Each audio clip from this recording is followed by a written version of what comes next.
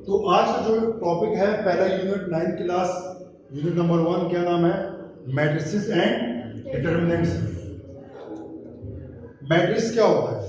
अच्छा, ये जो मैट्रिसेस होते हैं, जितने भी हम मैट्रिक्स पढ़ते हैं और डिटरमिनेंट होते हैं, ये कहाँ कहाँ पे यूज होते हैं? मतलब ऐसा नहीं है कि जो हम मैथ में चीज़ करते हैं ना, कि मैथ में हमने सोच लिया कि जी हमने ये हम पढ़ रहे हैं तो ये यूज़ कहाँ पे होगा। लोग अक्सर कहते हैं ना कि यार हमने ये वाला मैथ का फार्मूला पढ़ा है, हमारी ज़िंदगी में तो उसका कोई यूज़ ही नहीं। तो ज़िंदगी में इसके बहुत सारे यूजेस होते हैं, लेकिन वो तब यूज़ होते हैं कि अगर आपको इल्म हो। अगर इल्म ना हो तो फिर तो आप ये जो मैट्रिसेस होते हैं ये आपके बहुत सारी जगह पे यूज़ होते हैं। ये मैथ में यूज़ होते हैं, ये आपके फिजिक्स में यूज़ होते हैं, ये आपके केमिस्ट्री में यूज़ होते हैं, ये आपके बायो में यूज़ होते हैं, ये आपके स्टैट में यूज़ होते हैं, ये आपके प्रोबेबिलिटी में यूज़ होते हैं, ये आपके कैलकुलस में यूज़ होते हैं। जितने भी डेरिवेटिव्स दुनिया में इंटीग्रेशन है वो सारे यूज़ होते हैं। अब डेरिवेटिव और ये चीज़ें फिर कहाँ यूज़ होती है? जो हमारा स्टॉक मार्केट होता है, जो हमारा मार्केट होता है स्टॉक जितना भी के फॉर एग्जांपल राजा बाजार की मैं बात करूँ कि जितना भी मतलब लेन देन का हिसाब होता है कि इतना लेंगे इतना देंगे, तो बाहर कंट्रीज के साथ जो हमारा लेना देना होता है ना पैसों में, तो वहाँ ये यूज़ होता है। ठीक है, ये ऐसा नहीं है कि बस बना दिया उसके कोई यूज़ नहीं होंगे। अब फिजिक्स में हमारे बहुत सारे न्यूमेरिकल्स होते हैं ना, न्यूमेरिकल वो हम इसी के थ्रू यूज़ करते हैं। ठीक है, अब अगर मैं इन दोनों चीज़ों की बात करूं कि दोनों मतलब फॉर एग्जांपल मैंने कह दी फिजिक्स में यूज़ होते हैं। फिजिक्स में कहाँ यूज़ होते हैं कि अगर फॉर एग्जांपल जहाज़ ने उड़ना है, जहाज़ ने उड़ना है। अब पहली दफ़ा जिसने जहाज़ बनाया होगा तो उसने तो कुछ सोचा होगा ना कि इस जहाज़ को मैं बना रहा हूँ, ये उड़ेगा कैसे, ये ऊपर कैसे जाएगा, जब ऊपर जाएगा तो कितनी हाइट तक जाएगा और कैसे ट्रैवल करेगा, कितना फ्यूल इसमें होना चाहिए, क्या क्या क्वालिटी इसमें होनी चाहिए। तो उन सारी चीज़ों को अगर आप निचोड़ निकालोगे ना तो इसी से मिलके बनती है, वो इसी को यूज़ करते हुए आगे होती है। ठीक है, तो इसमें जो पहला टॉपिक है वो मैट्रिसेस, वो क्या होते हैं? मैट्रिसेस एक बंदा था आर्थर, ठीक है, उसने सबसे पहले इसको डिस्कवर किया, इसके बारे में बात की और इसको एक्सप्लेन किया। ये क्या होता है कि अगर आप नेचुरल नंबर्स को, जो हमारे पास नंबर्स होते हैं या जो हमारे पास वेरिएबल्स होते हैं, उनको आप एक स्क्वायर ब्रैकेट में जब ऐड करते हो, उसमें आप लिखते हो, उसको क्या कहते हैं? मैट्रिक्स। किसी भी नंबर्स को आप इस तरह ब्रैकेट में जब आप लिखते हो, इस तरह ब्रैकेट में, वो एक सिंगल मैट्रिक्स हो, डबल हो, ट्रिपल हो, 100 हो, 1000 हो, जब आप ये सब लिखते हो तो ये क्या होता है? मैट्रिक्स। यहाँ जो हमारे लेवल पे है इसमें ज्यादा से ज्यादा क्या 4 रोज होंगे, 4 कॉलम होंगे मैक्सिमम। तो जब आप फर्स्ट ईयर में जाओगे ना तो फर्स्ट ईयर में पहला चैप्टर यही है। फर्स्ट ईयर में पहले चैप्टर का नाम मैट्रिक्स एंड डिटरमिनेंट्स है और यही चीजें हैं उसमें भी कि इक्वल मैट्रिक्स क्या होता है, डिटरमिनेंट क्या होता है, ये ट्रांसपोज क्या होती है, सारी चीजें फर्स्ट ईयर में भी है। बट वहाँ थोड़ा सा एक्सप्लेन किया गया। वहाँ आप कुछ ऐसे भी हैं कि जिसमें आपको 100 रोज सॉल्व करनी है, 100 कॉलम आपको सॉल्व करनी है। तो वो तब सॉल्व होंगे जब आपको ये समझ आएगा। अब रोज क्या होते हैं, मैट्रिक्स क्या होता है कि जब हम नेचुरल नंबर्स को या वेरिएबल्स को इस तरह के स्क्वायर ब्रैकेट में डाल देते हैं तो उसको क्या कहते हैं? मैट्रिक्स कहते हैं। ठीक है, उसके बाद अब इसमें ये जो हॉरिजॉन्टल लाइंस होती हैं, हॉरिजॉन्टल लाइन, ठीक है, इनको क्या कहते हैं? रोज। हॉरिजॉन्टल लाइंस को क्या कहते हैं? रोज। और जो वर्टिकल लाइंस होती है इसको क्या कहते हैं? कॉलम। तो जो हॉरिजॉन्टल हमारे पास लाइंस होती है इसको क्या कहते हैं? रोज। और जो वर्टिकल हमारे पास होती है इसको क्या कहते हैं? कॉलम। ठीक है, कि जो हमारे पास किसी भी एक मैट्रिक्स कोई ले लो, कोई भी मैट्रिक्स लो, उसमें जो हमारे पास हॉरिजॉन्टल लाइंस होंगी, 1 हो, 2 हो, 10 हो, 50 हो, जितने भी हो, उसको क्या कहेंगे? रोज। और जो हमारे पास वर्टिकल में हो उसको क्या कहते हैं? कॉलम कहते हैं। ठीक है, अगला टॉपिक है ऑर्डर ऑफ मैट्रिक्स, कि हमें ऑर्डर कैसे पता करना है। ऑर्डर, किसी भी मैट्रिक्स का ऑर्डर कैसे पता लगेगा? Number of order of matrix का मतलब ये होता है कि उस ऑर्डर में, जिस ऑर्डर की आप बात कर रहे हो, उसमें कितने रोज हैं और कितने कॉलम हैं। ठीक है, फॉर एग्जांपल मैं यहाँ बात करता हूँ A, B, C और D। अब इसमें कितने रोज हैं? 1 और 2। कितने रोज हैं? 2। कॉलम कितने हैं? 1 और 2। इसका जो ऑर्डर होगा ना वो कितना होगा? 2 × 2। बस ये इसका क्या है? ऑर्डर है। अगर मैंने इसका लिखना हो तो इसमें कितने रोज हैं? 1 और 2। 2 मल्टीप्लाई बाय 1 2 3, कितने कॉलम है? 3। 3 कॉलम है, तो इधर 3 आ जाएगा। समझ आई? इसको क्या कहते हैं? Order of matrix. कि आपने number of rows multiply by number of column देखने हैं, तो वो जो होगा आपके पास क्या होगा? Order of matrix. अच्छा, अब हमारे पास कुछ टाइप्स होते हैं, जैसे फिजिक्स में हम पढ़ते हैं कि अगर फॉर एग्जांपल मैं मोशन की मैं बात कर रहा हूँ तो उसमें ट्रांसलेटरी ये वो 2-3 किस्में होती हैं, तो इसमें भी बहुत सारी किस्में मैंने यहाँ कुछ ही मेंशन की, ठीक है? तो यार जो पढ़ाऊंगा जो समझाऊंगा एक इसी टॉपिक के बारे में पूछूंगा, ठीक है? तो पहला हमारा है इक्वल मैट्रिक्स। इक्वल मैट्रिक्स क्या होता है? जैसे कि फॉर एग्जांपल ये है, जैसे ये है कि number of column is equal to number of rows, number of rows is equal to number of column is called equal matrix. जिसमें नंबर ऑफ कॉलम और नंबर ऑफ रोज क्या हो? इक्वल हो एक दूसरे के। जैसे इसमें दो रोज है और 2 कॉलम है, तो उसको क्या कहेंगे? Equal matrix. बट ये इक्वल है नहीं, ये इक्वल नहीं है, क्योंकि इसमें 2 रोज है और 3 कॉलम है, तो ये इक्वल नहीं है और ये क्या है? इक्वल है, ठीक है? फॉर एग्जांपल की अगर मैं बात करूं,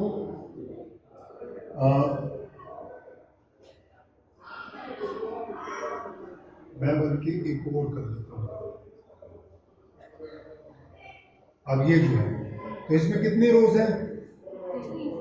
3 रोज है। कॉलम कितने? 1 2 3, तो ये क्या है? इक्वल मैट्रिक्स, ठीक है? इक्वल मैट्रिक्स क्या होता है कि जिसमें आपके नंबर ऑफ रोज और नंबर ऑफ कॉलम आपस में क्या हो? इक्वल हो। दूसरा रोज मैट्रिक्स, ऐसा मैट्रिक्स जिसमें सिर्फ रोज हो, जिसमें सिर्फ रोज हो। फॉर एग्जांपल इसको क्या कहेंगे? रो मैट्रिक्स, ठीक है? और अगर कोई ऐसा हो जिसमें सिर्फ कॉलम हो, तो ये क्या है? Column matrix. जिसमें सिर्फ रोज हो रो मैट्रिक्स, और जिसमें सिर्फ कॉलम हो तो कॉलम मैट्रिक्स, ठीक है? उसके बाद हमारा है रेक्टेंगुलर मैट्रिक्स। तो रेक्टेंगुलर मैट्रिक्स क्या होगा? जो रेक्टेंगल क्या होता है? रेक्टेंगल क्या होता है? जिसकी 2 साइडें आपस में बराबर हो, ऊपर नीचे साइडों की 2 साइडें आपस में बराबर हो। For example 1 2 3 2 1 3। अब इसमें अगर आप गौर करो ना, तो ये वाला जो डिस्टेंस है ये इसके बराबर है ना, और ये वाला डिस्टेंस इसके बराबर है, तो इसको क्या कहेंगे? रेक्टेंगुलर मैट्रिक्स, जिसमें आपके 2 साइड आपस में बराबर हो। रेक्टेंगुलर से ही निकला है कि रेक्टेंगुलर क्या होता है? जिसमें आपस में 2 साइडें बराबर हो, ऊपर नीचे वाली बराबर हो, साइडों पे आपस में बराबर हो, तो क्या कहेंगे? रेक्टेंगुलर। और उस मैट्रिक्स को क्या कहेंगे? रेक्टेंगुलर मैट्रिक्स है। तो उसके बाद है negative matrix. Negative matrix for example कि कोई मैट्रिक्स है 1 2 3 4 2, अब इन सब के साथ माइनस माइनस है, तो ये क्या है? Negative matrix. कि अगर सब के साथ माइनस माइनस है तो क्या है? Negative matrix. उसके बाद है नल स्क्वायर मैट्रिक्स। स्क्वायर मैट्रिक्स क्या होता है? जिसकी चारों साइडें आपस में बराबर हो, जैसे कि ये ए बी सी और डी, इसको क्या कहेंगे? Square matrix. क्या? Square matrix. उसके बाद नेगेटिव का मैंने करा दिया। सिमेट्रिक मैट्रिक्स क्या होते हैं? कि जो ट्रांसपोज हो वो आपके इसके बराबर ही हो। जो अगर ट्रांसपोज हो, ट्रांसपोज पढ़ाऊंगा समझाऊंगा क्या होता है। जो अगर ट्रांसपोज हो वो आपके उसके नेगेटिव के बराबर हो, उसको क्या कहेंगे? सिमेट्रिक मैट्रिक्स है। और अगर बराबर ना हो तो फ्यू सिमेट्रिक मैट्रिक्स है, ठीक है? तो ये आज का हमारा टॉपिक था। अब इससे रिलेटेड कुछ क्वेश्चन को सॉल्व करेंगे, ठीक है? 1.1 को कोई क्वेश्चन है? हाँ, नल मैट्रिक्स मैंने नहीं बताया। अच्छा, नल मैट्रिक्स क्या होता है? नल का मतलब होता है क्या?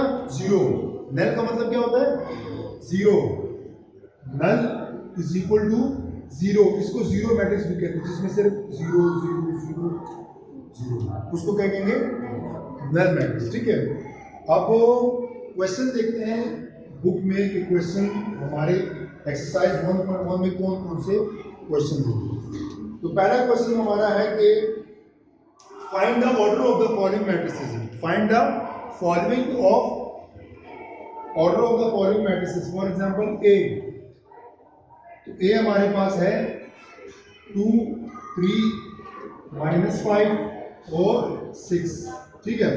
अब इसमें आप देखो इसमें कितने रोज हैं, 1 और 2, कितने कॉलम है, 1 और 2, तो इसका ऑर्डर क्या होगा, 2 × 2, ये इसका ऑर्डर है, ठीक है। क्वेश्चन नंबर 1 है, क्वेश्चन नंबर 1 का पार्ट ए, ठीक है। अब अगला पार्ट है पार्ट ई में करवा देता हूं, ठीक है। E is equal to